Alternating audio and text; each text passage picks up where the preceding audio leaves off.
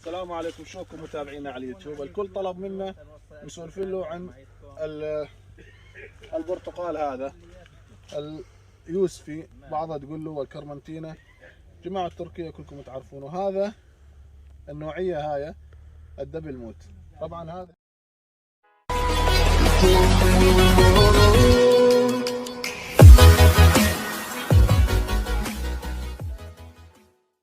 هجيني ينحاش بالشهر الأول حتى الشهر الثالث والرابع وقت قطاف.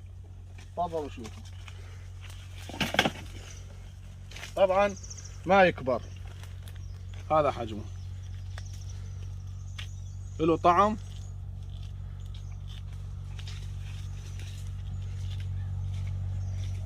تعال شوفوا.